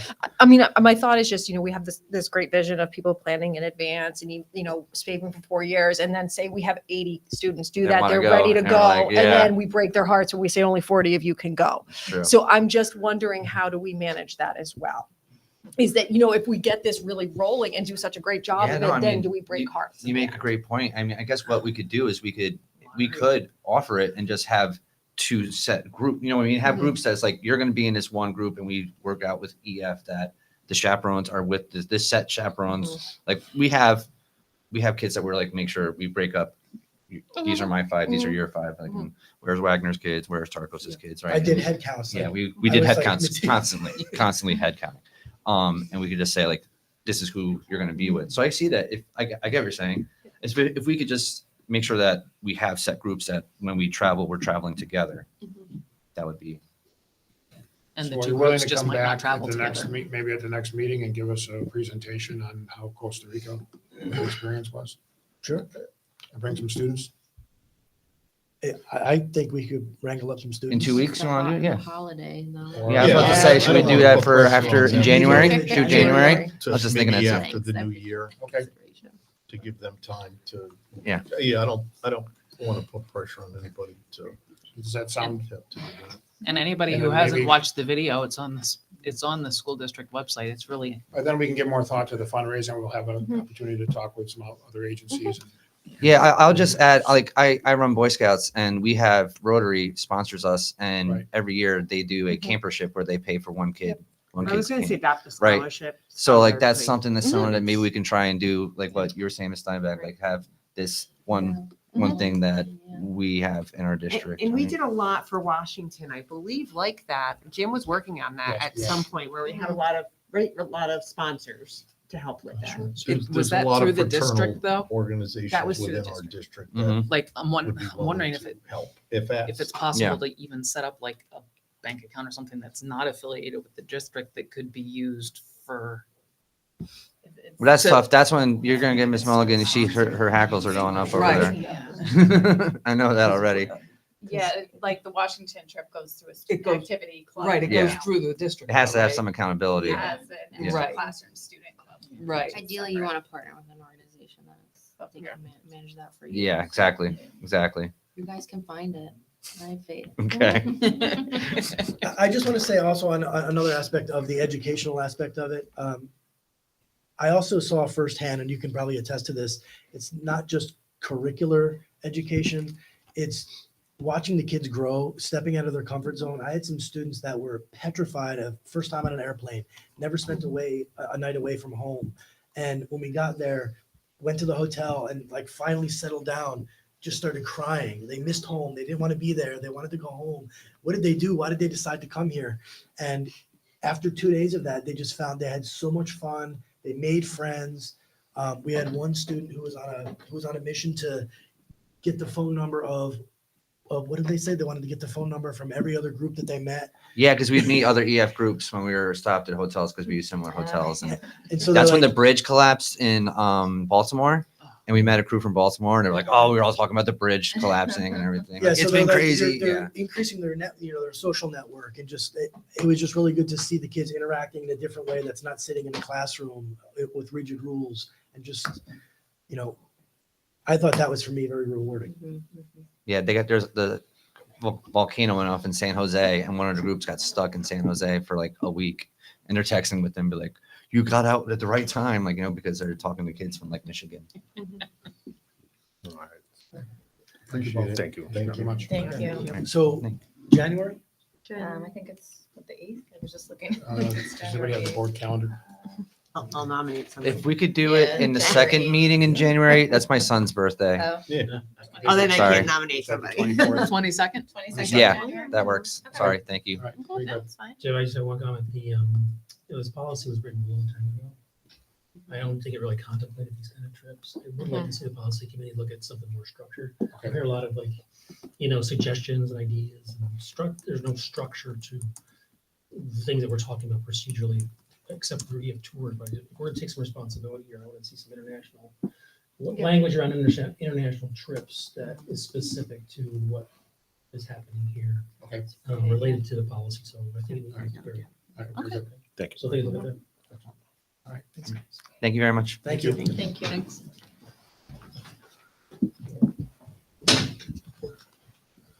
Next on the agenda is approval of programs for resident children with disabilities.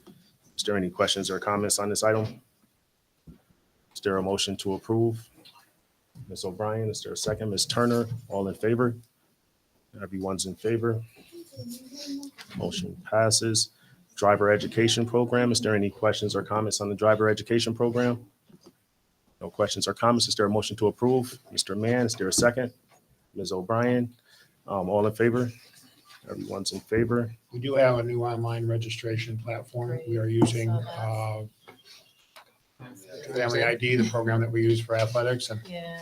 That's Mr. Tucker is fabulous. stretching himself, and I appreciate it. So, thank you very much, Mr. Tucker. That's great. Yeah, very good. I want to thank Ryan Jones, who was the one who set it up for us, Oh, because he's very familiar. He brought the Yeah. program into the district. So, Yeah. very good. That's great. It just gives people more opportunity. Thank you, Mr. Tucker. Are they timestamped? Are we still the only district in the area operating this program? So we have ourselves, the Hoosick Valley Central School District, Burnt Hills, Alston Lake Central School District, and the Voorheesville Okay. Central School District. We are one of 4 that I'm currently aware of. Okay, very good. All right, next is appropriation of insurance recovery funds. Is there any questions or comments? Jen, did you want to talk about this at all? Just making sure, that's all. I can if you'd like. No, it's fine. All right. Is there a motion to approve? Okay. Ms. Van Orten, is there a second? Ms. Komersky, all in favor? Everyone's in favor. Motion passes. A resolution to approve the superintendent search supported by Questar BOCES. Is there any questions or comments? I take it not. Is there a motion to approve? Mr. Buno, is there a second? Ms. Turner, all in favor? Everyone's in favor. Motion passes.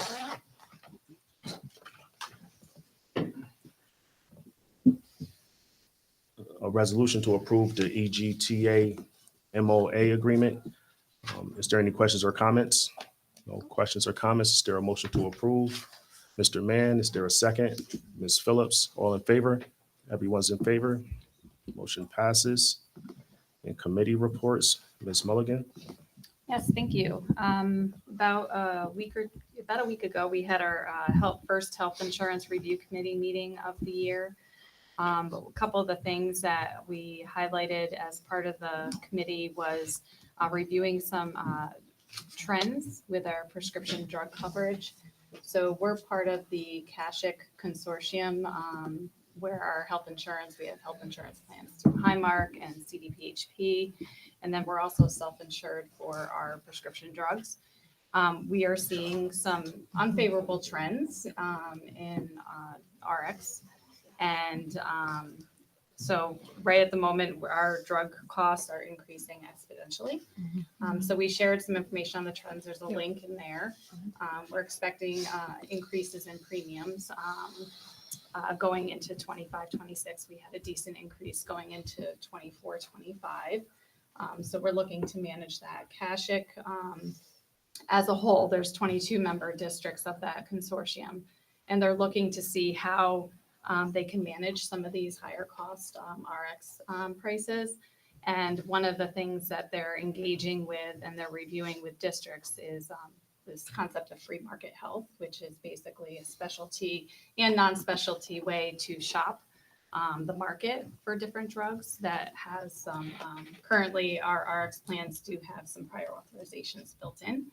And this would provide some certain other drugs to be added to those prior authorizations. So it's something to be able to look at to make sure that, especially like you've probably heard a lot on the news, a lot of commercials, you know, there are certain drugs that have been utilized for a variety of reasons and wanting to make sure they're being used for appropriate medical need. So by putting some processes in place that could help provide some, cost savings. Many companies are doing programs Mhm. as well. So you might be approved for the drug, but you need to participate in a program in order to keep the prescription drugs. And it has quite honestly reduced down the drug because people won't commit to the program. So just a thought that we probably need to consider. Pharmacy costs are not going down in many, many years ago. No. For sure. So. Yeah, and it's really about trying to look for ways to help mitigate, Right. you know, the And- level of increase. Right. And most of the time, they're very successful because it's a lifestyle change as well, which makes it even more successful of a drug, you know, for purchasing the drugs. So in conjunction with reviewing the cost trends, some opportunities to look at mitigating some costs. There was also a discussion on Medicare Advantage plans. So those plans renew as of January 1st on the calendar every year. And there's been some things happening in relation to the Inflation Reduction Act and some of the healthcare, the hospital index, labor index that has caused, you know, increases exponentially with some of the Medicare Advantage plans. The Medicare Advantage plans are still lower cost plans for our retiree group compared to our commercial plans that are available as Medicare primary, you know, to our, so even though there were some cost increases, we wanted to make sure that we shared that with our committee members, you know, and there's gonna be letters going out. It's a smaller group that, you know, is impacted by those increases. Our retirees, they're covered 100% by the district, but then their spouses contribute 50% of the spouse dependent portion. So that we reviewed some of those trends as well. That does have an impact, you know, on the district budget, you know, in the long term. Fortunately, the way some of the premium structures were set up in terms of bridging the year, the district budget will be okay for 24, 25 to support that. But obviously those increases will impact down the road. We also had a discussion on additional marketing of like the Canna RX. We see that there's some lower utilization of that. We also had some discussion of, you know, if there's any other marketing for the Medicare Advantage plans and things to help lower some overall medical cost. So it was a productive meeting and things to explore on that. Jen, who's the administrator for the RX? Like, who do we? ESI, Express Scripts, through And they- Highmark. And they're owned by Highmark, right? Yeah. Has the Cash ever explored any other options? I am not aware. I'd have to find out. Because they've had ESI for a long time. I believe so. I don't know the full history on Sometimes that. change is good. Yes. Yes. I know there have been some discussions among the superintendents about Some changes. looking at that relationship a little bit and looking at the different, and looking at I think so. what efforts are being made to, you know, Yeah, because the Hampshire works on behalf of Cash. Right. Mhm. Right, so we expect a lot of them to monitor this, to be very careful about Right. managing these costs. Because Mhm. this is, like Michelle said, just continue to explode. Right. And this is on the RX, which is self-insured. So really it's, you know, making sure that, you know, there's medical need in these drugs. I mean, there's districts that have experienced, you know, one unfortunate case with an employee that had, you know, a very fortunate situation, and that particular drug cost claim could be $1 million for the year. Right. And, To you go- know, so it can be. I'm assuming we have a stop loss. We don't have a stop loss. You know, those are I'm still learning a lot about the No. Kashik Consortium. I haven't heard about a stop loss. That is, but that that's is, an yeah, that's interesting- definitely yes. dangerous. We have had, you know, one person has a drug treatment of $1 million each treatment. So, you know, and it's like a lifelong, you have it twice and you're good, but Still, yeah. it's huge No, when, it's- it's huge when, I mean, our annual drug claims are, you know, in the $8 to $9 million range. Yeah, that's So, still a you know, lot. just if Right. one person, one horrible situation could really have a detrimental impact in terms of. It's the, you know, the genetic type Mhm. drugs are really very expensive.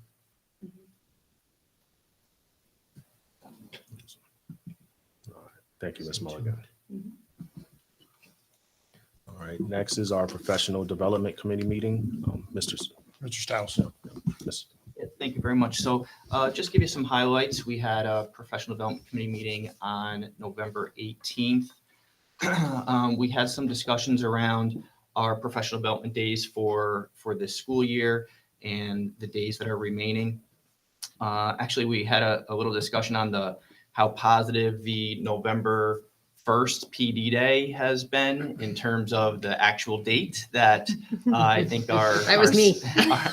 our staff and I families. love that date. Yeah, our staff and families really enjoy. It was brought to our attention that next year, I believe Halloween is on a Friday, which would have 11/1 on a Saturday, so we won't necessarily have to have the PD day there. So had a little bit of a discussion around where that may possibly move to. Also, our remaining full day PD days are March 14th, which we will participate in the Questar Regional Professional Development, which we have traditionally participated in. And then March 31st is also a full day. And I may have discussed this through our CCS committee, but we are looking to have that day be a day of, we're calling a day of leading and learning, where we're going to be looking for proposals from our staff members around professional development. So it's really a day that we're kind of all learning from each other.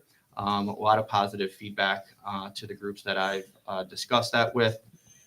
Some definitely, some additional planning goes into days like that. We want to make sure that we are offering sessions that meet the needs of all of our staff members.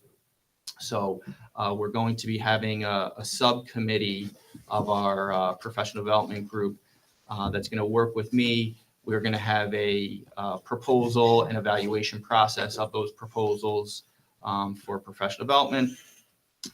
Also, you're definitely asking the staff to do some real significant planning for that. So working with our unions to, discuss, some level of compensation for staff members that are willing to step up to lead those sessions. And then we did talk about planning for next year. So something that I haven't done, these last 2 years, but looking to do moving on next year is after our calendar committee meets and we have when our days are, is again, getting a group from our PD committee to say, okay, here are our dates, and let's really start planning those out earlier to get input as early as we can, regarding, not necessarily the actual sessions that we're going to be offering, but, maybe there's some themes around those sessions, a lot of feedback around the half days. We usually have really building and department based. So getting some input earlier and information out earlier regarding those days. Right. Are we getting harder and harder with the required days off to fit everything in? In the calendar committee, we were getting much tighter on what we can have flexibility. It's getting worse again, right? I would say, yeah, when you think about the calendar, it's a little tighter. Tighter probably means taking away snow days, possibly. Those are the types of things that happen. But in terms of our professional development days, contractually, those we want to do. Really, something that has become a challenge is a lot of the required and mandated, trainings that we have to do take away from time to do some of the other things that we, want to focus on. So balancing that was definitely a discussion as well. I really like the idea, Roy, of what you're planning at the end of March. I think you did bring that up at CCS, if I remember, but I think having or giving the opportunity for our faculty and staff to share best practices is a great use of time. So Yeah, I think we're all excited about that. I think it's going to be great. Good. Thank you. Okay, there are no table motions. No table motions. Okay. Old business, anybody? Old business, nothing.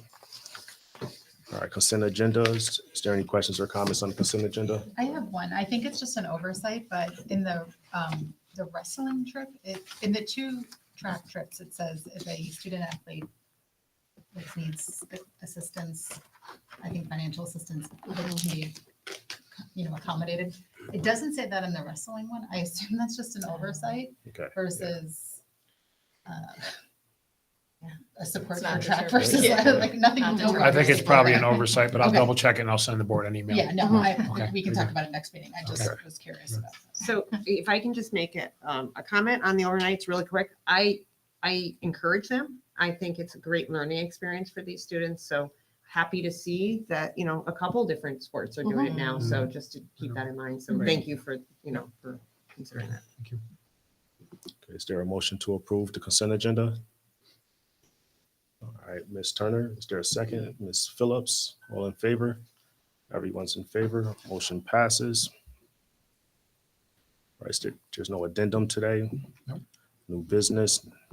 Anyone? Nothing. All right, our last public forum. Any comments? Nothing.